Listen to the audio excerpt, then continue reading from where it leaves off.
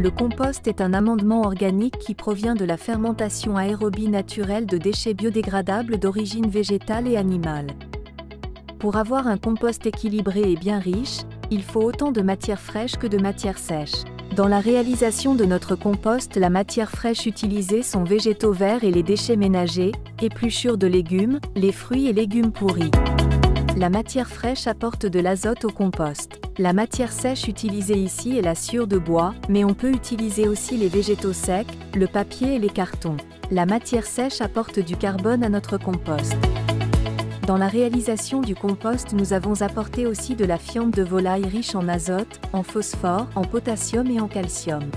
La cendre aussi a été utilisée.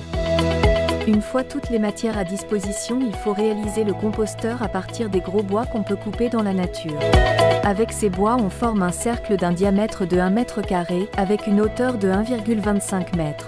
Les matières à utiliser doivent être hachées en petits morceaux pour faciliter la décomposition. Une fois le composteur prêt, la matière fraîche est déposée en bas, suivie de la matière sèche, puis de la fiente de volaille et de la cendre, et ces couches sont alternées comme pour monter un gâteau. Chaque couche de matière est arrosée avant d'ajouter la suivante.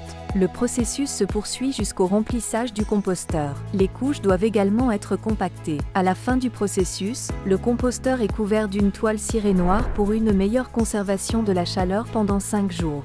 Au bout de ces 5 jours, le premier retournement est effectué, puis le compost est de nouveau couvert. Les retournements suivants se font tous les 2 jours jusqu'à la maturation du compost.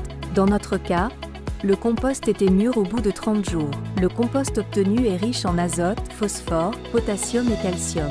Il améliore la structure du sol, favorise l'activité microbienne dans le sol, favorise la rétention d'eau dans le sol et apporte des fertilisants au sol.